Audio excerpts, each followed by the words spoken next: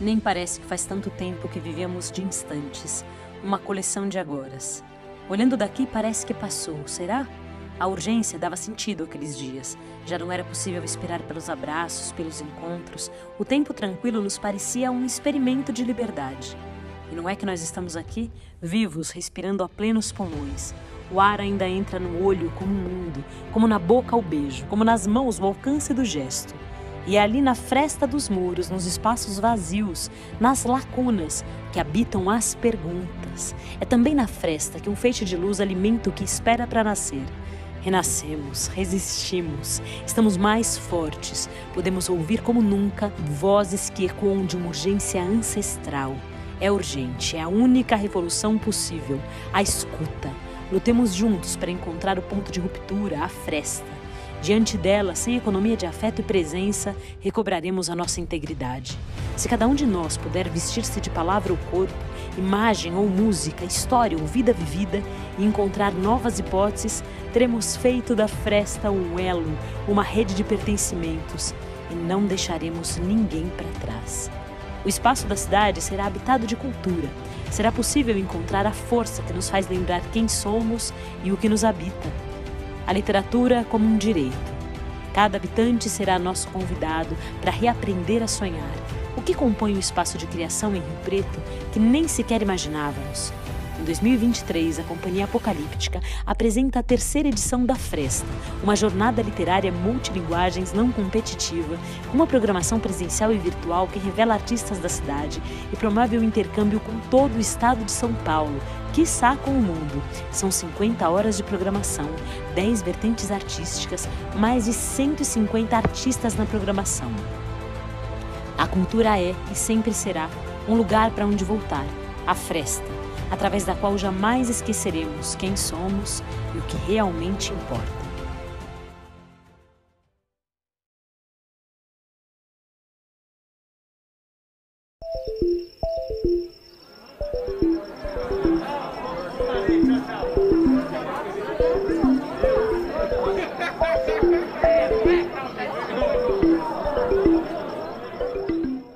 Bom dia, boa tarde, boa noite para todo mundo que está acompanhando o Fresta. Sejam todas, todos e todes muito bem-vindos.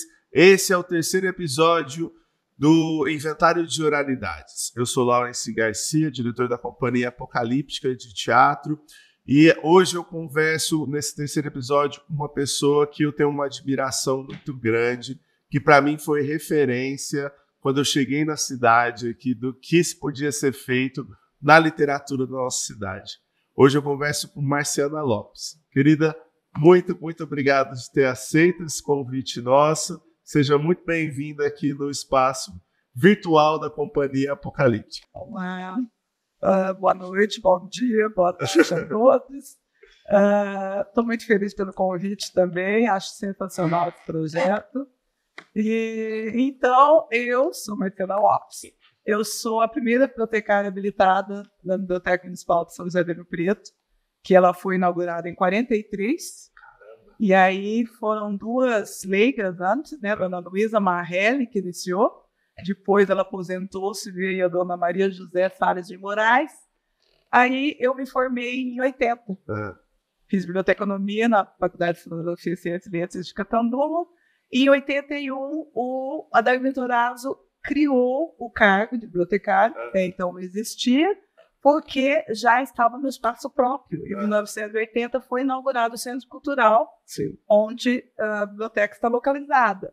Então ele falou, agora tem um espaço próprio, que a biblioteca perambulou durante muitos espaços, até ter o espaço próprio, né? Sim. E aí com o espaço próprio ele criou o cargo, e era uma vaga. E eu passei em 2º lugar. A primeira tinha outros planos, não assumiu, e eu fui bibliotecária durante 33 anos. Cara. Aqui em São José do Rio Preto, e há 9 anos me aposentei. Arrasou, é isso. E aí, então, antes, a questão da biblioteca, eu não sabia disso, olha só. Que antes a biblioteca ela era itinerante, ela ficava nos lugares diferentes. Porque não tinha espaço próprio. Então, ela naquelas casas que a prefeitura alugava. Ela percorreu vários espaços que não eram adequados. Inclusive, naquele onde foi tiro de guerra, ali na esquina do centro da Saldanha, com a 15, né? Depois foi o Museu do Silva. Sim. Ela foi ali, acho, se eu não me engano, o último espaço antes de... E aí teve o espaço adequado, né, com mobiliário adequado, foi tudo comprado novo, instalado. E aí a biblioteca pôde começar um novo trabalho dentro das normas técnicas internacionais, porque era tudo muito rudimentar, né? Era tudo muito intuitivo, né? Que elas faziam, que funcionava para a época.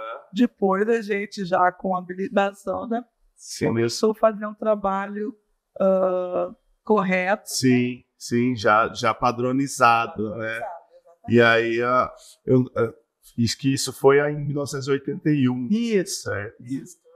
E aí, olha que louco, no final da ditadura, inaugurando uma biblioteca no centro da cidade, ali onde que era, hoje é o terminal urbano, mas antigamente era a Praça Cívica, e que era, nos anos 80, a gente vê foto da Praça Cívica nos anos 80, o negócio bombava, tinha um espelho d'água, era super legal. Muito lindo aquilo lá.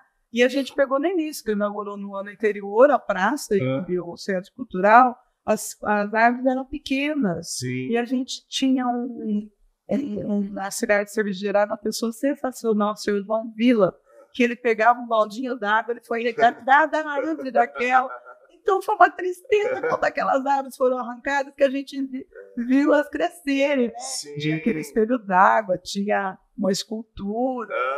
E era muito bem frequentada por casais, por famílias, crianças. A gente só via fotos só. Sim, era muito bem frequentada. Depois que a coisa foi degringolando, próximo à estação ferroviária, à rodoviária, ela começou a ficar mal frequentada, a biblioteca começou a funcionar à noite, em determinado período, e o pessoal tinha medo de ir até lá, né? Sim. Mas era uma praça fantástica. Quando eu ia no cinema na segunda sessão sozinha e atravessava ali. Tinha um cinema ali também? Não. O cinema ali Quando existia cinema de rua, em São José. Que ali é onde é o Praça Shopping hoje. Também era o cinema ali, né? O Preto ali, né? E eu morava na Maceno. Eu ia na segunda sessão, voltava sozinha, tranquila. Era uma praça tranquila nos anos 80. Era uma maravilha. Que legal.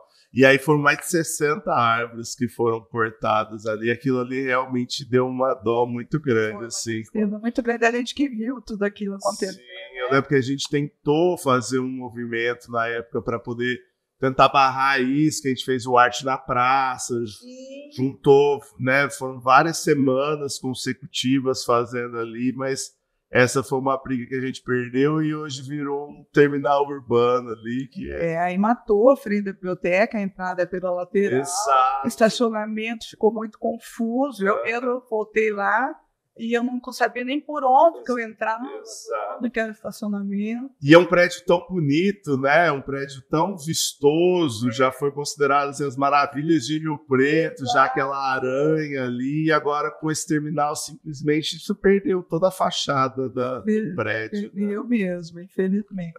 Exatamente. E como que foi, Omar, assim, nesse período aí, final de ditadura, esse período que a gente imagina, assim, né, que, tipo, vamos fazer uma biblioteca, então uma biblioteca é algo simbólico, a primeira biblioteca, com um espaço, com uma arquitetura que para a época era muito, né, vanguardista. Como que foi esse começo da Biblioteca Municipal? Você ainda acabou de formar, já assume, né, o único cargo que tem de bibliotecária numa cidade, né, que é uma das referências do Noroeste Paulista. Como que foi isso, assim? Olha, foi um desafio pessoal, né? Porque eu recém-formada, realmente, né? E tive a sorte de passar no concurso. E era muito precário, né? De recursos humanos, né? E eu sozinha para fazer todo o trabalho técnico, né? Desde a compra, né? Desde a aquisição, da seleção, aquisição, classificação, catalogação, etiquetar, até chegar o livro na estante, as funcionárias elas tinham que atender o público. E era muito frequentado. Era pulsante, né? Era muito, porque naquele tempo não tinha ainda máquina de xerox, não tinha internet, então formavam-se filas. Que legal! Filas de estudantes, né? Para poder tirar os livros. Para poder, né, ler os livros solicitados, para fazer análise, para poder fazer as pesquisas, aquela antiga Barça, aquelas enciclopédias da época. Barça, gente, olha só. Não. Hoje a galera vai tudo na Wikipédia, acha tudo super simples, né? Então, era muito frequentada. Aí a prefeitura fez um convênio com uma empresa de fotocópia, daí era fila para fazer que ninguém queria mais copiar nada, fotocópia. E aí, logo, o Luiz Augusto Milanês, que foi professor da ECA USP, do curso de Economia, ele foi convidado para ter um cargo lá na Secretaria de Estado da Cultura, e ele criou o Sistema de Bibliotecas Públicas do Estado de São Paulo, que foi uma coisa fantástica. Aí eles mandavam livros, né, tinha aquisições que ele distribuía para todas as bibliotecas públicas do Estado, vinham exposições temáticas, vinham a gente ia em muitos cursos em São Paulo, vinha cursos também na região, né, para facilitar, né, para os bibliotecários da região virem aqui, né, em cada região, sede de região administrativa. Então foi uma efervescência ali nos anos 90, né? O Luiz Augusto, o famoso milanês, né, ele é uma figura emblemática na área, né? Ele veio no cinquentenário da biblioteca. Que legal. Foi uma comemoração, né, em 93. Nós convidamos todas as ex-funcionários, fizemos uma homenagem. O Milanês deu uma palestra. Inauguramos a biblioteca Infanto-Juvenil. Que legal. Foi na época do professor Manuel Antunes, né? A secretária de Cultura, a Carmen Solera Corsa. Então, foi uma semana de comemorações que o cinquentenário, que o Sistema de Biblioteca Pública deu todo esse apoio, né? Então, foi uma coisa muito interessante. A gente fazia intercâmbio. Eu fui ficar uma semana na biblioteca de Ubatuba, a biblioteca ficou uma semana, a gente vê as diferenças, né? Uma biblioteca do litoral, uma biblioteca... Então, os anos 90 foi uma época muito efervescente na biblioteca. Aí chegou o Sesc. Chegou o Sesc, ainda não tinha terminado a construção, não tinha terminado. O Tchau Martins já era o gerente da época, depois ficou uma época fora, depois voltou.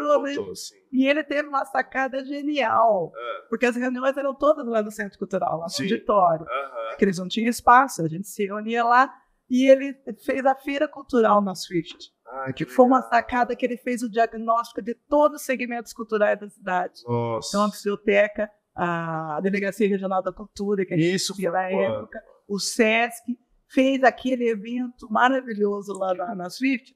Cada espaço era uma área, né? Eu ordenei de escritores.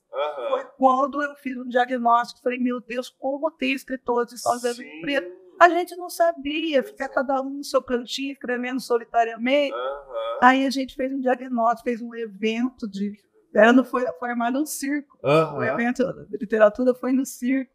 E tinha espaço de artes plásticas, de música, de teatro, de dança. Foi muito legal aquele evento, que aí o Sesc teve condições de fazer um inventário do que tinha culturalmente na época. Foi sensacional. Que legal. E que ano que foi isso? Foi em 91, se eu não me engano. Foi no São Paulo, início dos 90. Não, e mesmo hoje em dia, assim, é isso, né? Hoje em dia tem o Conselho de Cultura, que antes não tinha, e dentro do Conselho de Cultura você tem lá a cadeira de literatura. Então são muitos escritores mesmo que a gente não tinha nem ideia de que eles trabalhavam. Que muita gente que não tinha livro publicado, mas já era premiadíssimo em poesia, em contos, crônicas, e a gente não sabia. E aí começamos a fazer os concursos literários, as feiras de livro, né? Então isso eu fiz durante os anos de trabalho, os lançamentos de livros, né? Dezenas de lançamentos de livros que fizemos. ou outros... Dos autores daqui de Rio Preto mesmo. Rio Preto, muita gente publicou livro. Que legal. Continua publicando. Sim. E, Omar, você acha, assim, não sei, né? Eu fui fazendo essa pergunta para todo mundo que passou por aqui. Assim. Você acha que aí nos anos 90 foi mais ou menos o auge do segmento, assim, desse período que você ficou, né? Entre 81 e 2014, né? Sim.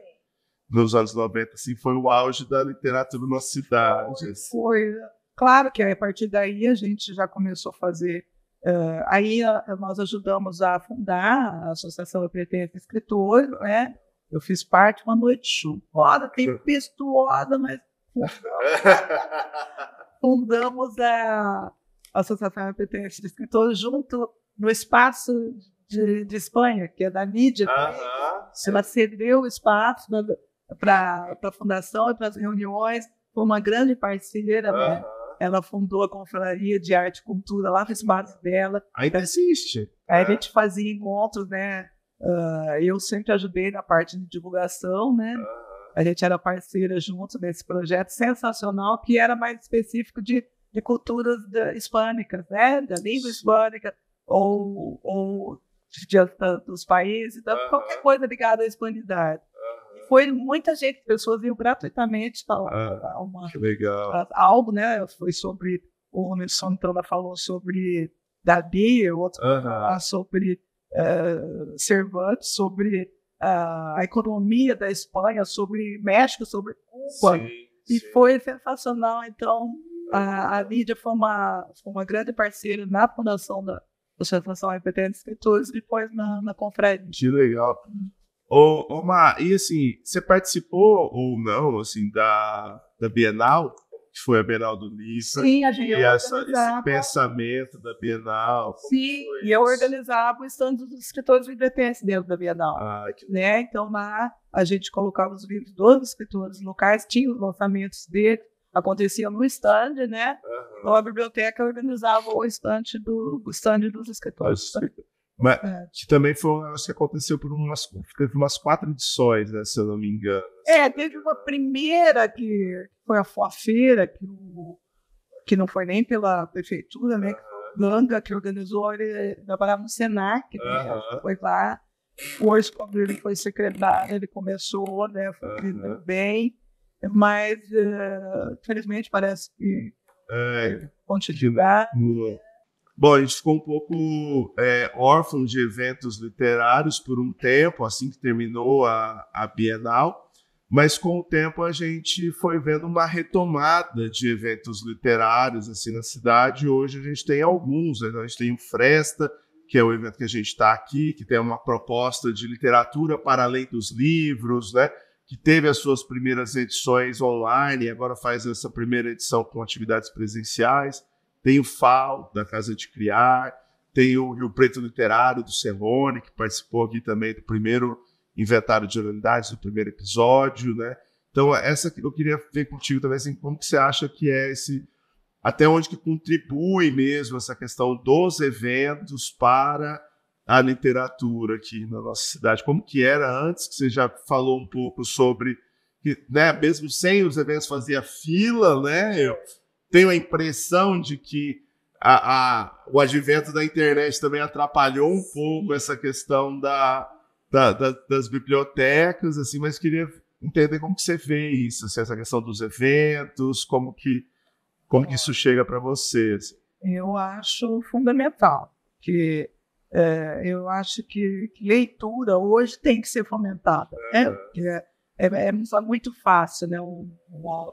Um audiobook, um e-book. Então, realmente, você que tocou nesse ponto, a biblioteca foi diminuindo gradativamente a frequência, né, com o advento da internet, de livros digitais, que é tudo muito fácil, né, na palma da mão, você não precisa se deslocar para um espaço físico para isso, né? Mas eu, pessoalmente, acho que a biblioteca não vai acabar. Né? Não. Existe a biblioteca desde a Babilônia, desde a biblioteca de Alexandria. Então, eu acho que foi um processo muito longo e lento para chegar no formato do papel, né? E eu, pessoalmente, eu adoro ler o livro chamado Papel. O papel. Eu tenho um iPad, mas não...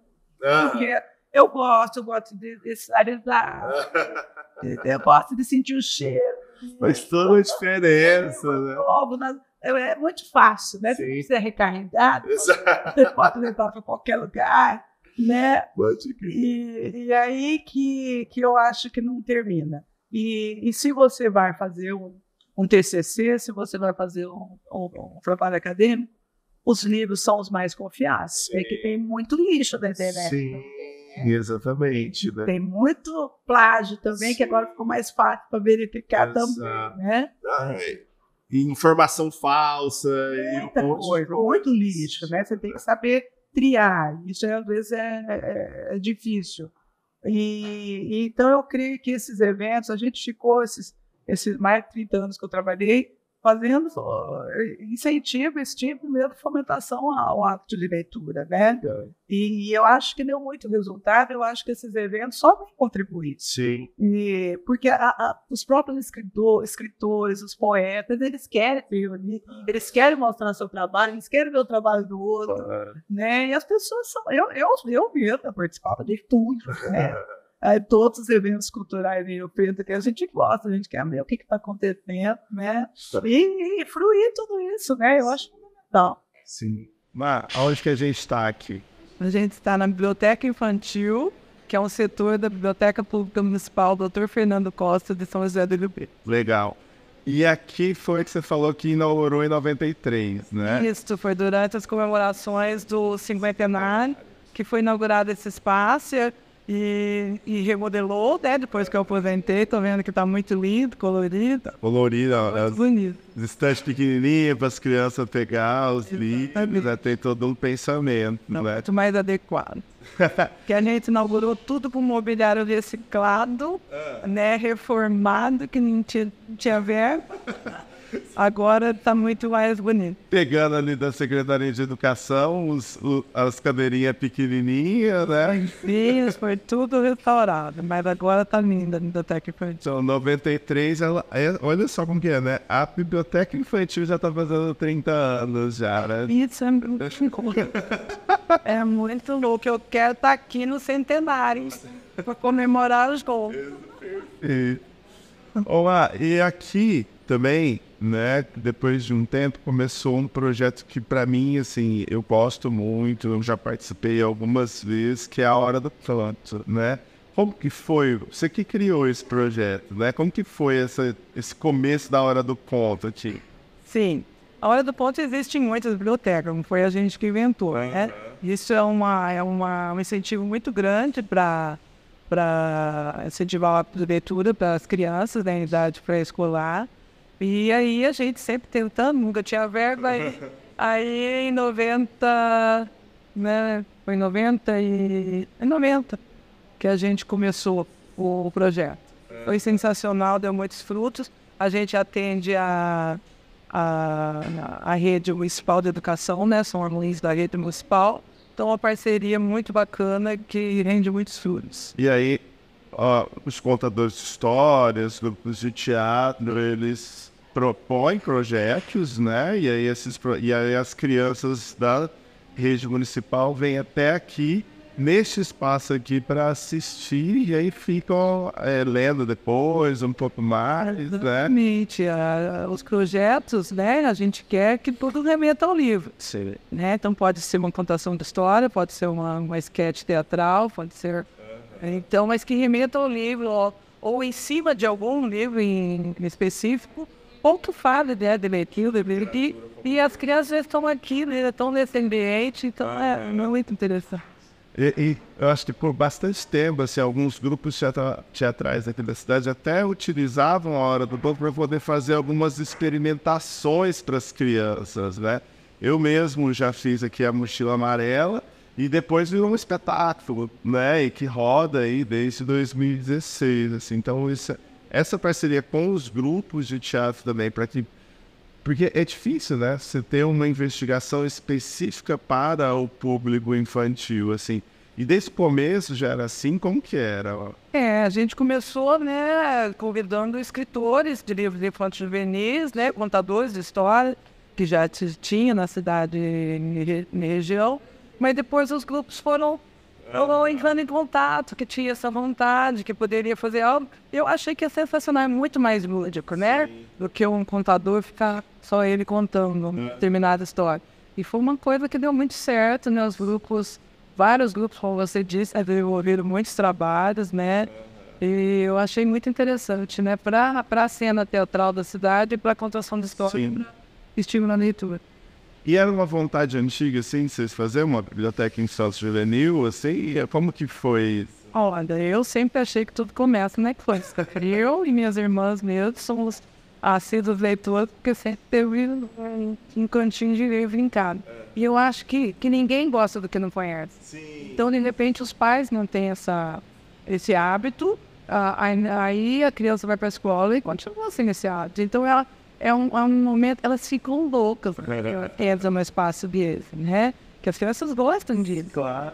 Então, eu acho que é um despertar, né? Para quem não teve esse contato em casa, é fundamental. Eu acho super legal, porque é bem isso, assim, a gente não valoriza, né, a gente não valoriza o que a gente não conhece, né? Então, e esse projeto da Aula do Ponto, trazer as escolas aqui para esse espaço, para que eles conheçam, porque se os pais não vieram aqui, né, tem 30 anos essa estrutura.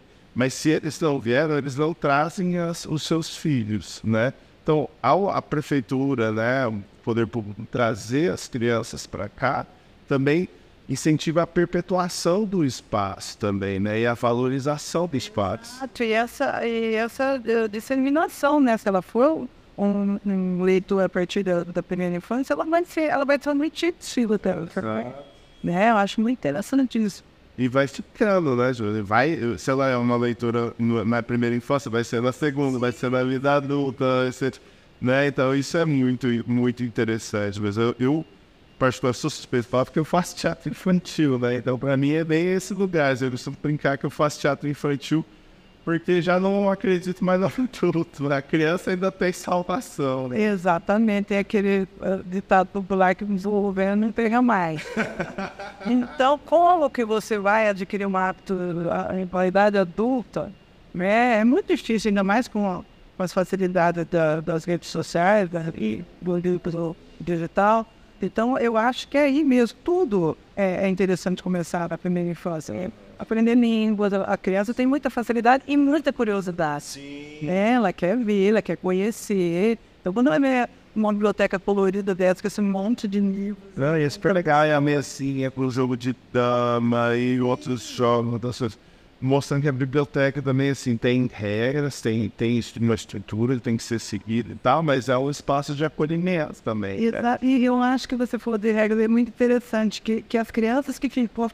Ai, tá vencendo o prazo dele, tem que ir lá na biblioteca devolver o outro. Elas que falam, os pais, né? Claro, muito legal isso. E aprender, ter esse compromisso, né? De comissão, de entregar o outro. Exato, e já vê aqui, ó, e depois que eu devolver esse, eu já vou pegar aquele, depois aquele, né? Muito interessante. Eu acho isso fantástico.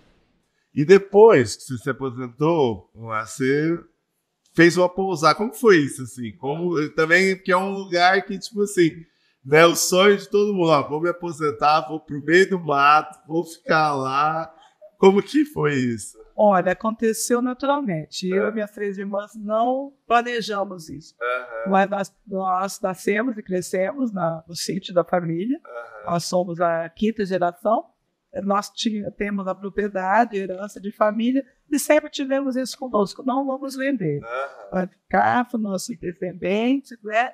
Não vamos vender. Aí aconteceu. Sim. Aconteceu, ninguém planejou nada, e eu estava para me aposentar, uma irmã voltou por um motivo, outra voltou por outro, uma fazendo doces, geleias para não perder as frutas, outras fazendo queijo de cabra, queijo de vaca para não perder o leite. Eu falei, onde eu entro nessa história?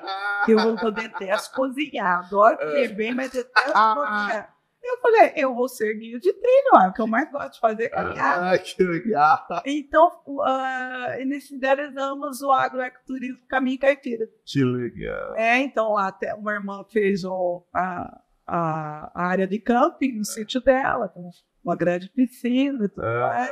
A outra fez uma pequena pousada no sítio dela. E eu sou guia de trilha. Eu levo as pessoas. Então, não só caminhantes, né? São pessoas que não querem caminhar, mas querem conhecer os pontos turísticos do município. Eu levo de carro. Que é aonde mesmo? Em Borborema. Borborema. 130 quilômetros de Rio Preto. Dá para passar o dia e voltar. Ai, É muito perto. Então, para mim, foi fundamental, porque eu acho que eu iria estar tomando tarja preta Caminho Caipira. Porque Borborema é uma cidade muito pequena. Não tem teatro, não tem cinema. Eu falei, meu Deus, eu vou morrer de tédio. E aí, com isso, aparece tanta gente legal, tantas histórias que a gente ouve, né? Passou um casal que fez uma volta ao mundo de barco, passou lá no final da aventura dele. Então, gente, é tanta história que isso me move. E meus livros, né? Meus companheiros eternos, que agora eu tenho tempo de ler. A gente não tem, fazer só a leitura técnica do livro. Agora tem uma leitura apreciativa, né? Então foi isso. Então eu vim muito pouco para Rio Preto. Ainda mantive meu apartamento aqui, mas venho eventualmente para algum show, uma peça, meu convênio médico é daqui. Então eu tenho esse link com o Rio Preto para perder esse lance. Também, depois de 33 anos, é difícil desapegar, né? Não. Ai, perfeito, querida. Bom, e aí você falou um negócio que você gosta de caminhar e tal, você fez o caminho de Santiago de Compostela agora, como foi isso? Olha, eu já andei mais de 6 mil quilômetros em 8 países. Caramba! O caminho de Santiago são várias rotas. E agora, cheguei ontem do caminho português da costa. Que legal. De Porto até Santiago. Que legal. Já chegou e já veio para gravar aqui. E a gente só tem a agradecer toda essa disponibilidade. Querida, eu acho que nosso papo foi isso, assim, eu quero agradecer muito você ter se disposto, né, assim, é uma viagem cansativa que você fez, acabou chegando aqui, né, queria saber se você tem último recado que você quer passar para o pessoal, assim, alguma coisa antes da gente terminar. Bom, eu, como bibliotecário, posso dizer outra coisa, leiam sempre. O livro físico. Ou outro livro, qualquer coisa. Eu acho assim, eu comecei lendo gibis e fotonovelas. Ai, que legal. É isso que eu comecei lendo. Todas nós somos ávidas leitoras, eu e minhas irmãs. Sempre, meu pai, né, a gente morava no sítio, mas sempre teve uma estantezinha com livro. E a hora que não tinha mais, a gente lia Atlas, lia dicionário. A hora que não tinha mais livro. Então, eu acho assim, livro é a maior viagem que a gente pode fazer intimamente. Né? Cada um faz a sua leitura ao pé da letra, né? Cada um. Você antes vai assistir um filme, leia o livro antes, para você ver. Ou ao contrário, você vai ver que o cinema não consegue transpor na tela o que você imaginou lendo o livro. Acho que o livro te aumenta o vocabulário, você escreve melhor, né? Porque hoje nesse meio digital tem coisa que até arrepiar os cabelos dos erros escritos. Então, quem lê escreve bem, fala bem, né? E isso facilita muito a vida, né? Do trabalho, das relações sociais. Eu acho que a leitura é tudo. Para mim é fundamental. Perfeito. Mas muito obrigado. Assim, para mim é um prazer muito grande estar aqui no dia de hoje, né? Você participando do nosso festival, você participando desse projeto que pra gente está no nosso coração, assim, dá uma aquecidinha no nosso coração esse projeto, para conhecer como que foi a cultura da nossa cidade, como ainda pode ser, né? A gente vem, né, conforme a gente vai conversando com as pessoas, a gente vai percebendo cada vez mais que teve um auge muito legal ali entre os anos 80 e o final dos anos 2000, e que hoje as coisas estão desandando, assim. Então é muito importante a gente saber que é possível, que já foi feito, para que a gente possa ter uma luz no fim do túnel para voltar a ser. Né? Então, eu queria te agradecer muito por esse compartilhamento, né? Que quem não te conhece, chegou na cidade depois, né, de que você se aposentou, possa ter tido um vislumbre do que foi você na biblioteca, que para mim, assim, é referência, sabe? Muito, muito obrigado mesmo. Bom, pessoal, eu acho que foi isso. Esse foi o nosso terceiro episódio. Esse foi um episódio que foi o último desse formato, onde a gente vem conversando aqui no Teatro Municipal, né? Antes de mais nada, queria agradecer o pessoal do Teatro Municipal por ter cedido esse espaço para que a gente grave esses 3 primeiros episódios que vão ser vinculados no Fresta. O Inventário de Oralidades continua, nós vamos fazer 13 episódios, mas ele volta agora só em novembro. Ele volta num formato de videocast, onde 2 pessoas da Companhia Apocalíptica, junto com 2 convidados, vão discutir um pouco sobre as outras áreas. Nesses 3 primeiros episódios, a gente conversou sobre literatura, sobre carnaval e sobre hip hop, né? O movimento de sarau, o movimento de festivais de literatura. Bom, gente, antes de mais nada, quero agradecer todo mundo que esteve aqui conosco, que seja produtivo o restante, que seja lindo o restante do nosso festival, o restante do nosso inventário de oralidades. Muito, muito obrigado e até a próxima.